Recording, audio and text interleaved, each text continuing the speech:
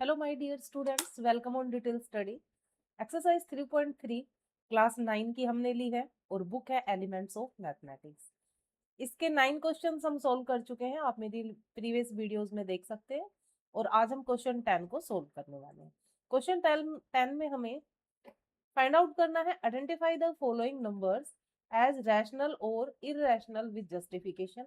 हमें जस्टिफिकेशन के साथ, रीजन के साथ ये बताना है कि कोई नंबर रैशनल है तो क्यों है और इररेशनल है तो क्यों है।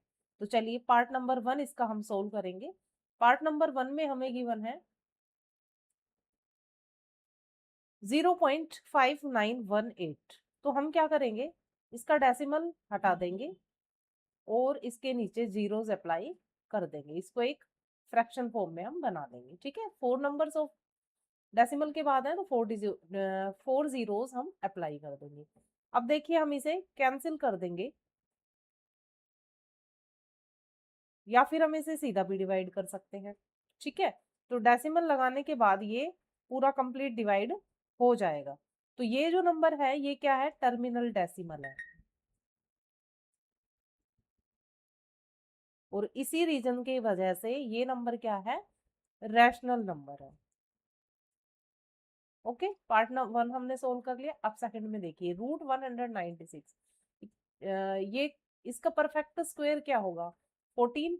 ठीक है, क्योंकि 14 को जब हम स्क्वायर करते हैं तो हमारे पास 196 आता है। ठीक है, तो 196 का जो स्क्वायर रूट होता है वो क्या है, 14। 14 है इसलिए ये क्या है, रैशनल नंबर।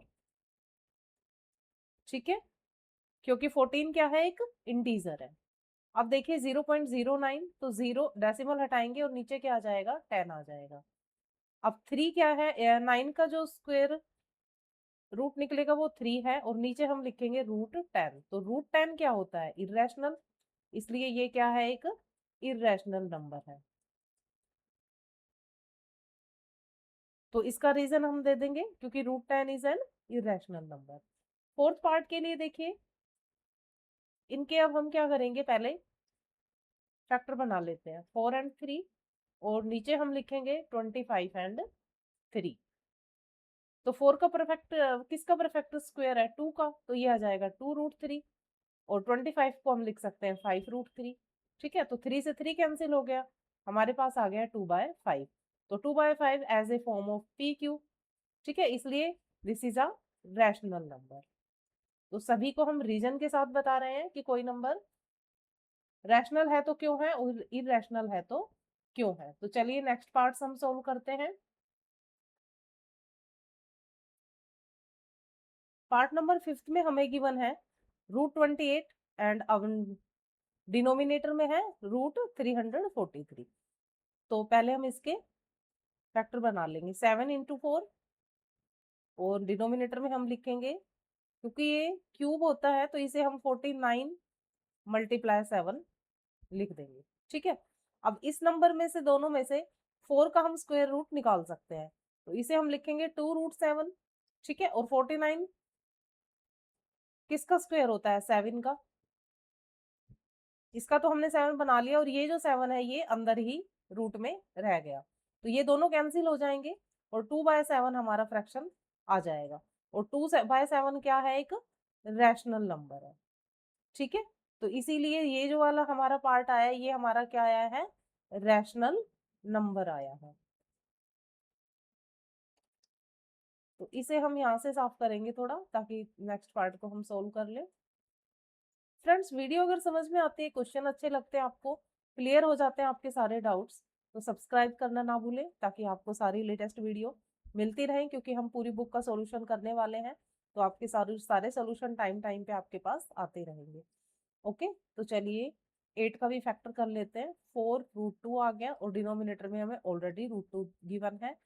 3, अब ये देखिए 4 का किसका पर स्क्वायर होता है, 2 का, तो 2 बाहर आ जाएगा रूट से और ये एक सिंगल 2 अंदर रह जाएगा।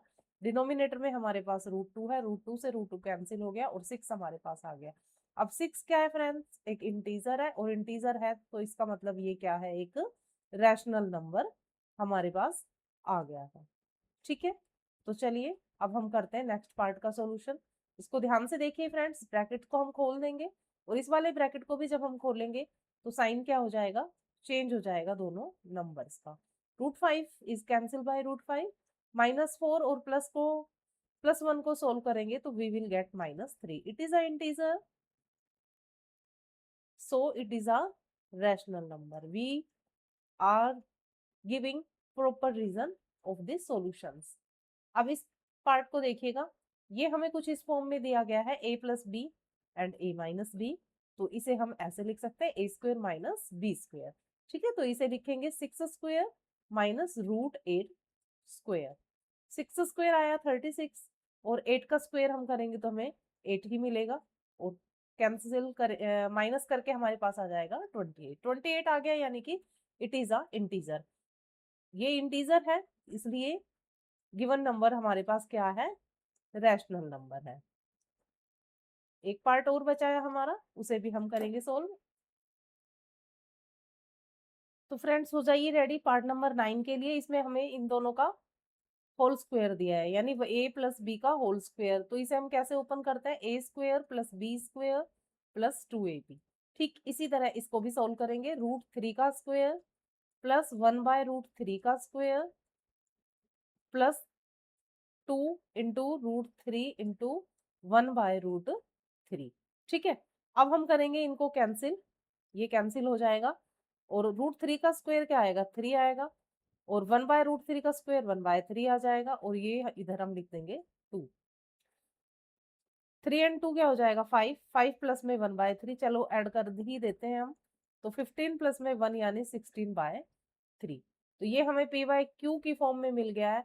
So it is a rational number. देखिए फ्रेंड्स, जब हम देख रहे थे तो हमें दोनों √3 दिख रहे थे, तो हम ये भी सोच सकते हैं कि √3 तो इरेशनल होता है, तो ऑब्वियसली ये भी इरेशनल होगा, बट आपको ऐसा नहीं करना है।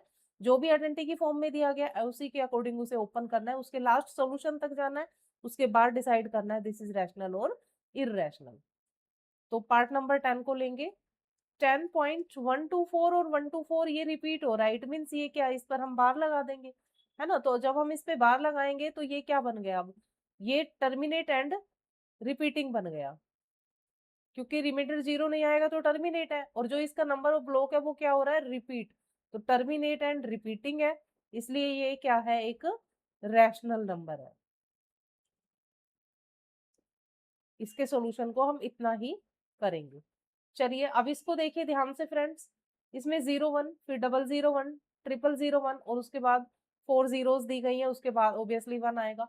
तो ये जो इस क्वेश्चन में है हमारे पास, ये क्या हो रहा है, इसमें ब्लॉक रिपीट नहीं हो रहा है। ठीक है, नॉन टर्मिनेटिंग तो है ही, नॉन टर्मिनेट है और नॉन रिपीटिंग भी है।